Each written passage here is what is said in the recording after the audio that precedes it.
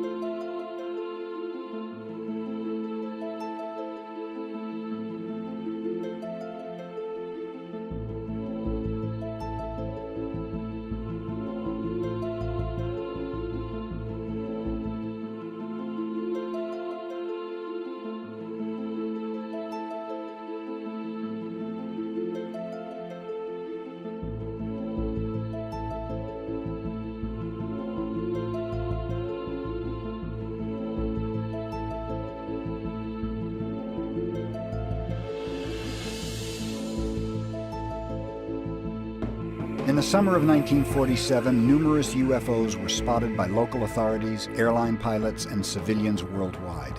By July, these sightings made headlines in newspapers all across the United States, culminating on the 8th of July with the alleged recovery of a crashed disc on a ranch near Roswell, New Mexico.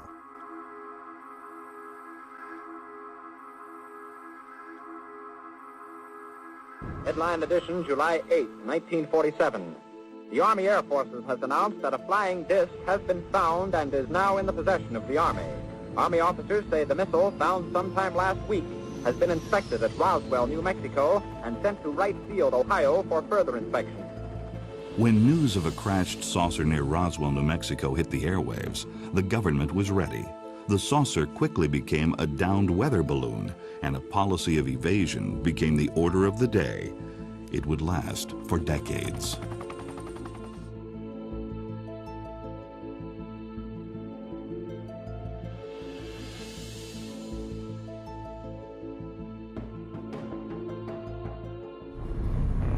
July 1947, Roswell, New Mexico. Wreckage found in the desert outside this small town is believed by many to be a UFO. For years, controversy has grown about what really happened here that summer night. Now, a decorated ex-US Army intelligence officer has made a remarkable claim. He says that not only are UFOs real, but that the US military harvested advanced technology from them. He knows this, he says, because he held the technology in his hands and saw alien bodies from the Roswell crash. The humanoid-type body came from the Roswell area where there was a crash in 1947. Why should we believe him? Because of the man that he was, the years of service that he dedicated to the United States of America, and the fact that he was considered one of the top military men in his field. According to Lieutenant Colonel Philip Corso, he was responsible for bringing alien technology to military labs and civilian scientists. And they used it to make lasers, fiber optics, integrated circuits, night vision image goggles, and bulletproof vests.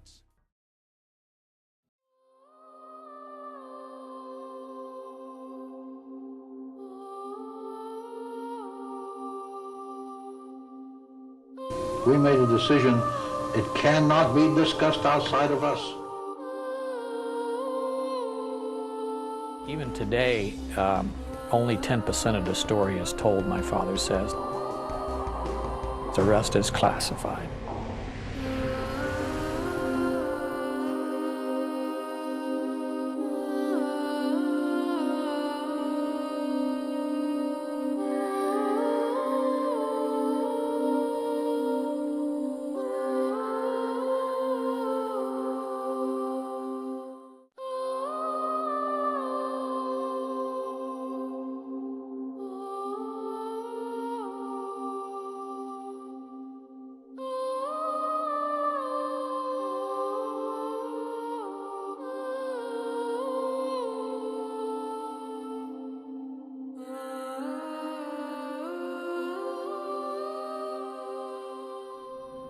Michael Tanner is part of a team of investigators who received roughly 800 reports from eyewitnesses regarding the Phoenix incident. Between 8:15 and 8:45, we had enormous craft at varying altitudes come right through the center of the Valley of Phoenix, led by a formation of orbs that were clearly visible through most of the state.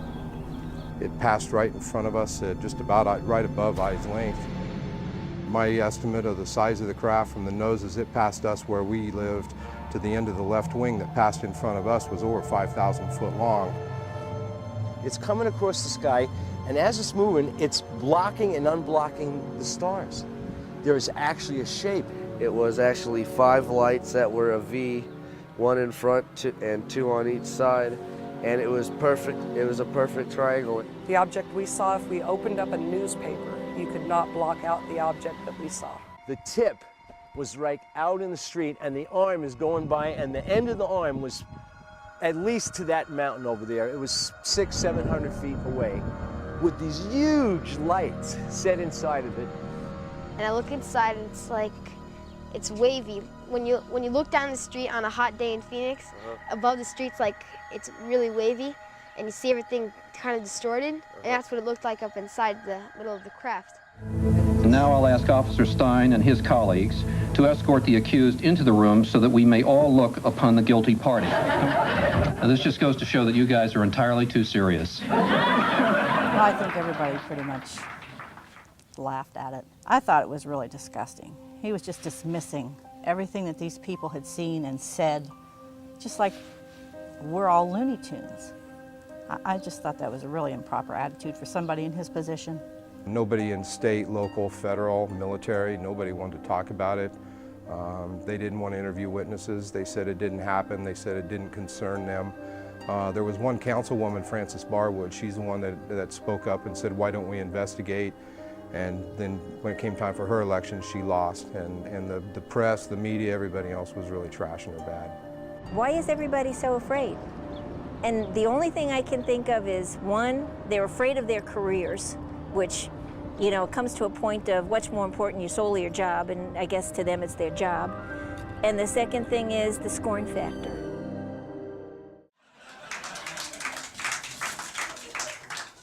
We let him in this Martian costume and handcuffs with the Department of Public Safety police officers, and it was just hilarious, and it was just a total meltdown at the press conference. So it was a spoof.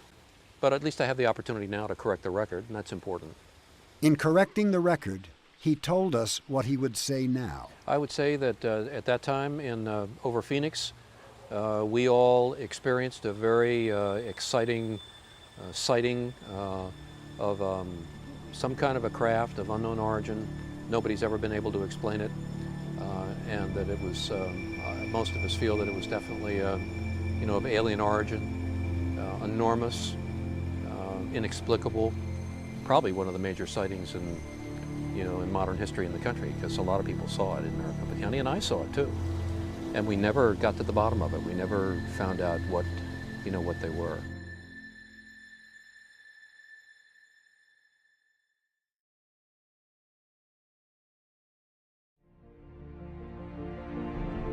Mark and Robin, we checked with the FAA today, we checked with Sky Harbor, and we checked with Luke Air Force Base, and there's been no official explanation.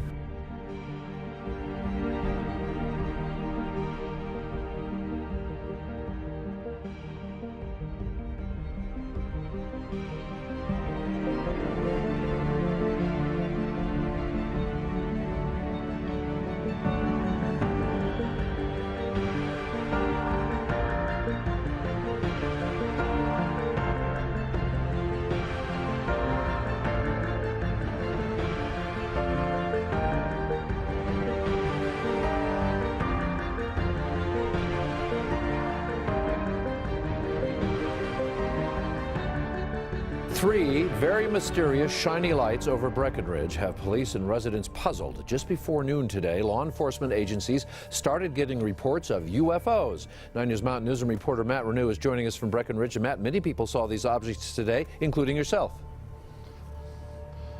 You bet, Mark. It has been the talk of the town about the UFOs that were flying overhead. There was 3 white dots, I'll show you, that were flying over a Breckenridge behind me late this morning. Looked as if they were hovering right over Baldy Mountain. Several people at those organizations saw them, and others around town reported the strange things flying over. Thousands of people saw these 4 mysterious lights in the sky outside Phoenix Monday night. A UFO. The United States Air Force said it could not identify them. Air traffic controllers from 2 different airports say they saw the lights, but they definitely were not from any of their airplanes. A lot of people are looking up. It's because of a mystery in the sky. Is it a balloon, a UFO? Whatever it is, it sure has a lot of people talking. Eyewitness News reporter Jeff Begay is live in Chelsea, where crowds have gathered. Jeff, what's this all about? Well, Sade, we don't know. This is the weird, unsettling sight Paul, a longtime pilot, captured on tape. Mysterious red lights in a diagonal formation, just hovering above his yard in Whippany. Giant ball of light. There it is, zipping through our skies. Strange lights over the skies of San Diego. Strange lights over Lake Erie. Over Phoenix, Arizona. Bright lights in the skies over Florida. A bizarre flying object. UFOs in San Antonio. Objects in the sky over Manhattan.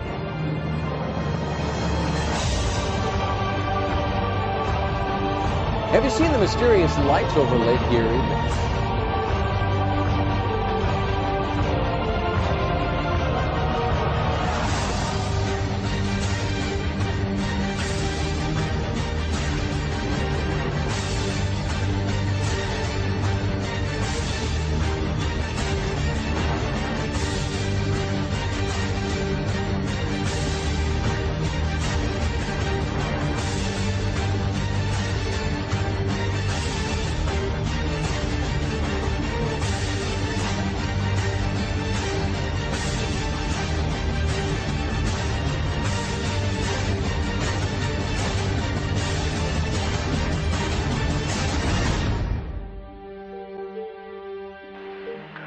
Ocho, 9, 10, 11, contando toda la cola. 2, 4, 6, 8, 10, 11.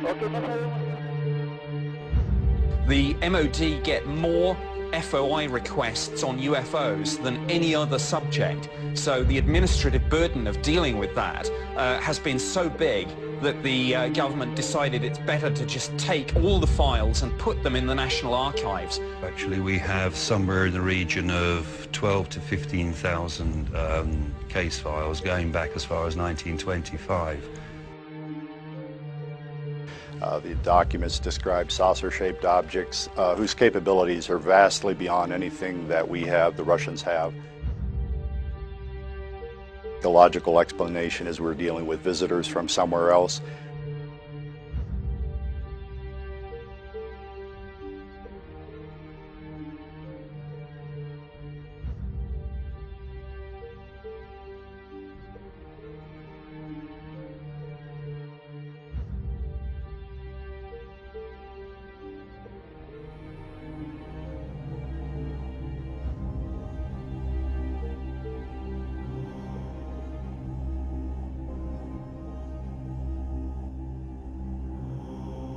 It is a foregone conclusion by most broad-minded people that we are not alone in this universe.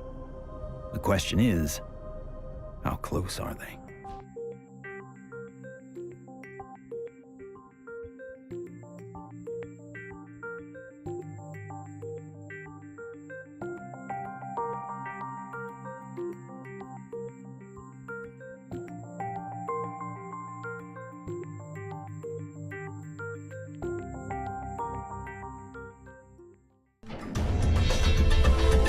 As the government been honest with the public about UFOs? A panel of 6 former members of Congress is getting an earful in Washington this week about UFO incidents and government secrecy. Scientist and explorer Dr. Edgar Mitchell, born coincidentally in the UFO hotspot of Roswell, New Mexico, started calling for the disclosure of government UFO files back in the mid-90s. As the 6th man to walk on the moon, he's an American icon with extensive contacts in the government who've convinced him a UFO cover-up is real. Mitchell says it's time for full disclosure. And I call upon our government to open up, because there is no doubt we are being visited. Mitchell will be one of several heavyweight witnesses who will testify at this week's 5-day UFO disclosure event in Washington. A panel of 6 former members of Congress will hear from and question 40 witnesses, including Paul Hellyer, who was the Minister of Defense for Canada and who's had his own UFO sighting.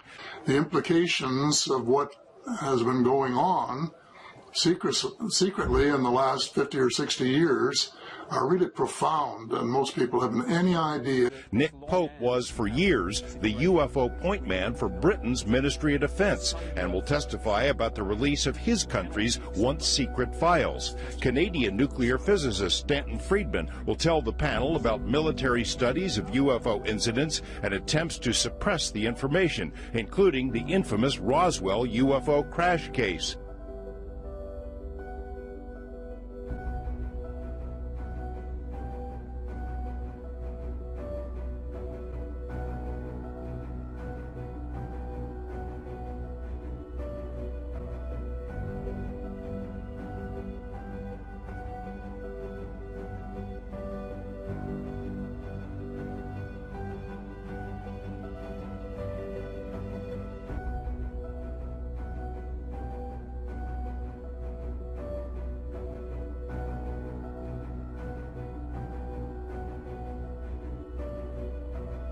And we decided that it was time for civilians, military, intelligence, and other people to come together to disclose the truth about the subject which is called UFOs.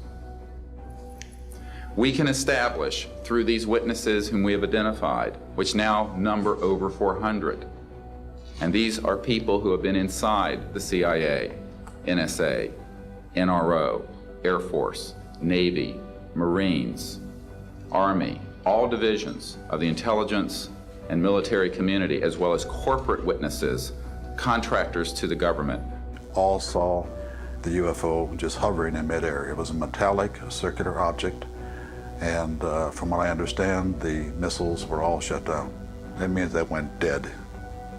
There were documents that I have seen that refer to the Roosevelt having several instances of UFO flyovers, and particularly after they took on board nuclear weapons. So this thing fires a beam of light at the warhead, hits it, and then this thing flies up like this. Meanwhile, we're all going like this, fires another beam of light, and then flies out the way it came in. And the warhead tumbles out of space. They took the film and they spooled off the part that had the UFO on it. There was 9 silver discs. We simply were told not to talk about it. We did not talk about it to anyone. If they talk, they've signed papers not to talk. They have their retirements taken away. The government covers up information that we are entitled to know about as citizens of this country. Yes, there have been ET visitation, there have been crashed craft, there have been material and bodies recovered. We have contact with aliens from some other solar system, and I have been a party to that. I want to emphasize that all of these witnesses each could speak for probably anywhere from 2 to 5 hours about what they have witnessed. We have another 400 of these witnesses. Corporate witnesses, contractors to the government. And these are folks who have been involved in so-called covert unacknowledged projects. We have now over 4,000 cases of extraterrestrial vehicles that have landed, 3,500 pilot cases, and over 5,000 documents.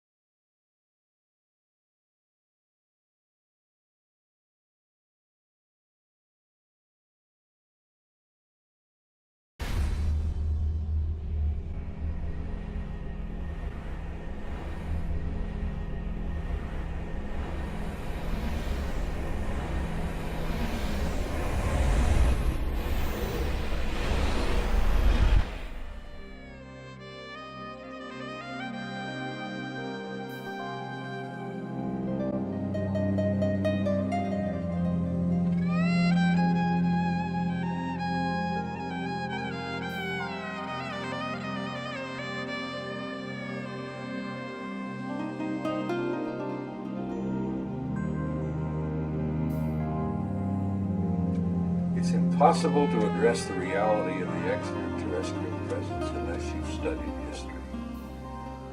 Because they have been with us for several thousands of years. And history is filled with it.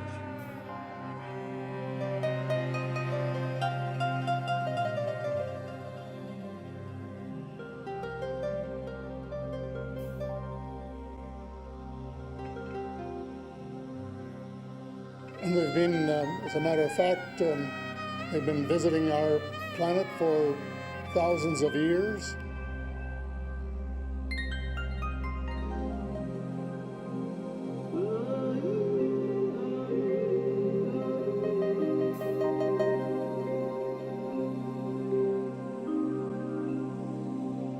The extraterrestrial reality is the greatest story in human history, and it must be told.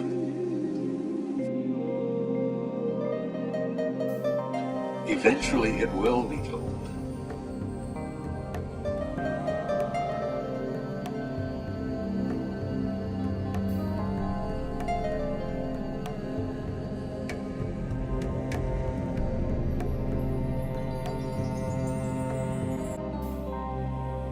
Most of the stories of ancient Egypt and Mayan and Incas talk about sun gods coming to the earth and teaching them engineering and writing and all of their science. I started to wonder if all these sun gods were not advanced civilization coming from another part of our galaxy. These texts and many ancient cultures describe them as coming in flying boats, or in the Vedic tradition, flying machines, and so on.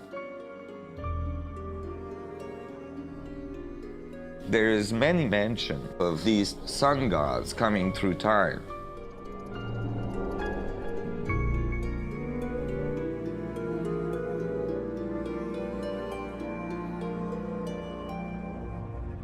Could these early pilots from beyond our world be the ones responsible for sharing the knowledge of this code? Could they actually be tapping its power to propel themselves through the cosmos? This isn't where I thought my research would lead me, and these notions were rocking my world. But Nassim has impressive evidence to back up his theories, and I could see no other rational way advanced math and physics concepts would have been recorded over 3,000 years ago. Out of all of the evidence for the existence of UFOs, one extraordinary phenomenon continues to astonish and inspire me. The appearance throughout the world of so-called Cropcircles. These elaborate designs appear mysteriously swirled into crops of grain in such a way that the stalks are bent over, yet remain alive. More than 5,000 of these patterns have appeared in over 30 countries, most of them in England. The media has led many people, including me at first, to write these crop patterns off as hoaxes, the nighttime work of a few pranksters. Of course, there have been faked versions, but those made by human hands are crude compared to the vast majority of these elegant creations. Could hoaxers have created all 5,000 of these patterns? Could a few people with ropes and boards have created something as complex and beautiful as this one, made in the dead of night in a driving rain and leaving no footprints in the soil? The electromagnetic field over the area where the crop's been laid down to create the image is often electrostatically charged. Some of these areas are littered with strange magnetic particles. And yet, year after year, these spectacular creations appear.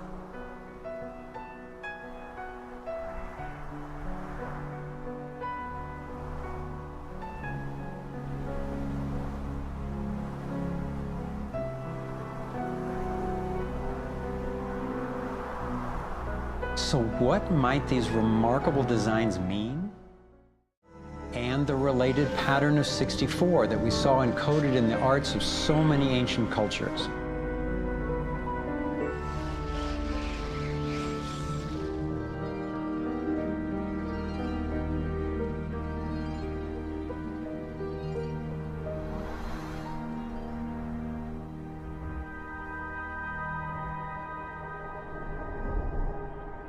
Here we are at one of the world's oldest sacred sites, the Osirian Temple at Abydos, Egypt.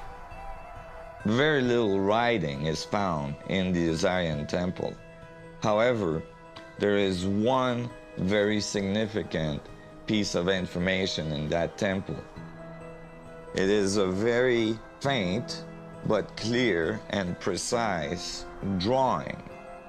It's not etched into the rock, it's not carved, it's burnt into the atomic structure of the rock in some extraordinary way.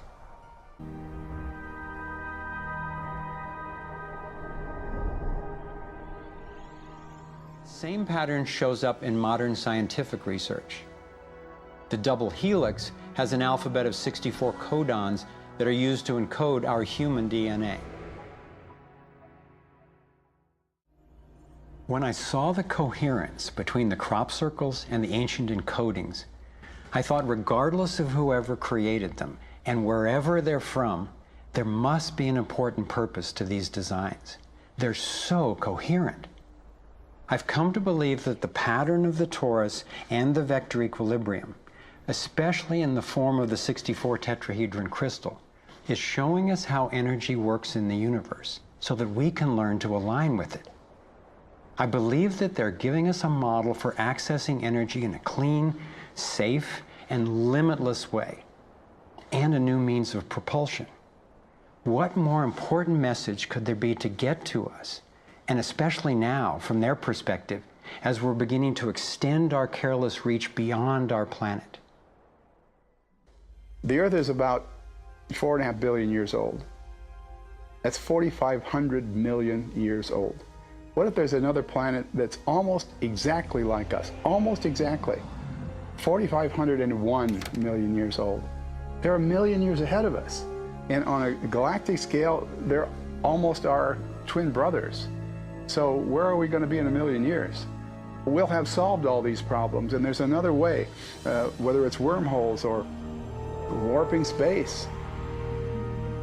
There's got to be a way to generate energy so that you can pull it out of the vacuum. And the fact that they're here shows us that they found a way.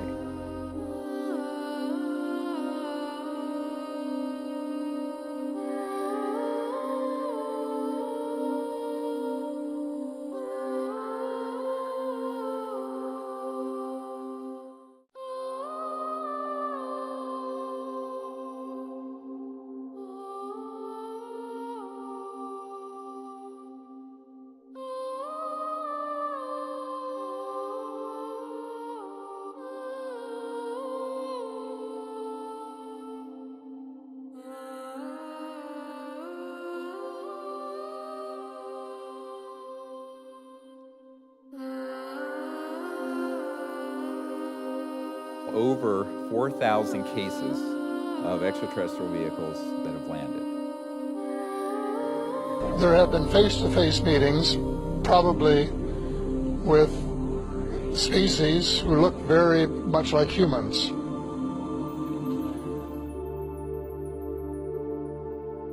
One of the most convincing UFO cases of all time. A Swiss farmer was taken aboard a spacecraft. They said that they are here observing humanity, that they have information, some of the information is of a scientific nature. And this is all checked by the computer. The computer says that this object is on the order of 20 feet in diameter and about 120 yards away. We have no case on record with that volume of information delivered by extraterrestrial contacts to a contactee, a UFO contactee. And the information in there is just staggering, just phenomenal. The information covers technical and scientific data as best they can explain it to us in terms of the words that we use in our technology. It gets into spiritual development of man and our relationship to deity. It describes other existences in space, other human beings living in other planetary environments. They're here because they're concerned about us, their younger brothers. These pictures are genuine.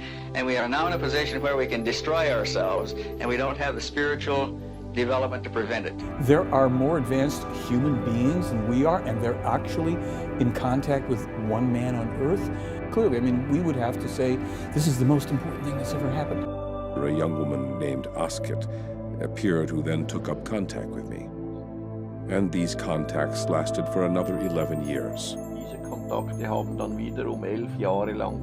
the contact person chosen by these extraterrestrial human beings for a very specific purpose, and that is to bring to our world once again what they call the true teachings of creation. The Pleiaren are said to be extraterrestrial human beings who live in a star system that is in the direction of the Pleiades star system that we can see in our night sky. And we're told that there are so many extraterrestrial human races in the universe that we would be surprised. Because in various cultures from the Middle East, South and Central Americas, and India, etc., all of the gods of the past were extraterrestrial humans. Many of them were the forefathers of the Pleiaren. Because their ancestors set in motion these religions, which have led to many of the problems we face today, they want to help us. But this time they must do so without directly interfering with us, because that would only lead to their being worshipped again or to their being attacked.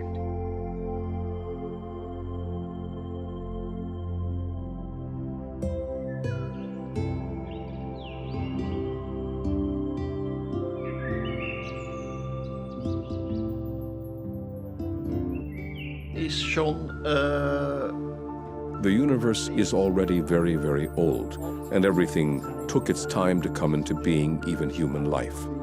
The beginning is the cause from which the effect came about. It's the law of causality which has to take effect.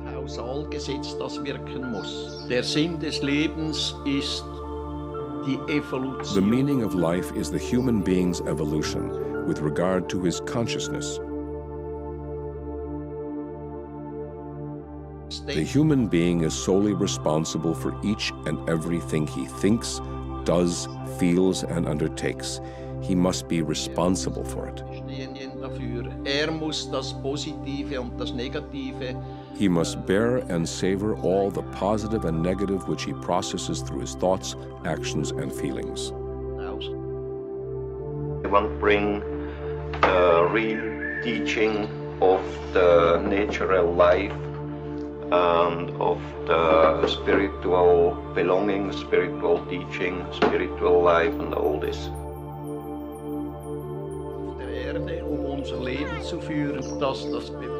We are here on Earth to lead our lives because our consciousness must be developed so that it gathers knowledge, gathers wisdom, builds up love, peace, freedom, and harmony.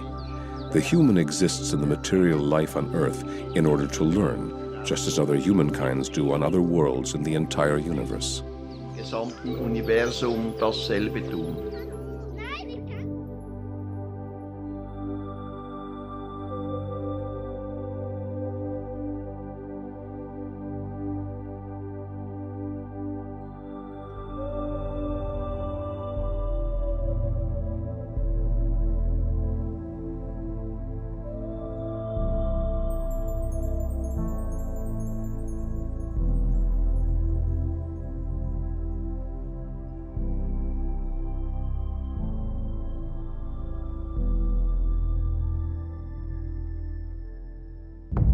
They have been hovering over Rome for an hour.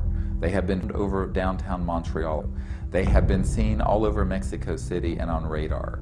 They have been filmed over the White House and the Capitol of the 1950s. They have landed and met with officials who then betrayed that. I said, well, you're going to tell the public about it. And he says, no, we don't tell the public about this. It would panic the public. And they used it to make lasers, fiber optics, integrated circuits, night vision image goggles. And I was a part of a United States Air Force cover-up for 18 years. There were bodies that were involved with some of these crashes, also some were alive. The government covers up information that we are entitled to know about as citizens of this country. I think it's time to open the books. We ought to do it really because it's right. We ought to do it because the American people, quite frankly, can handle the truth.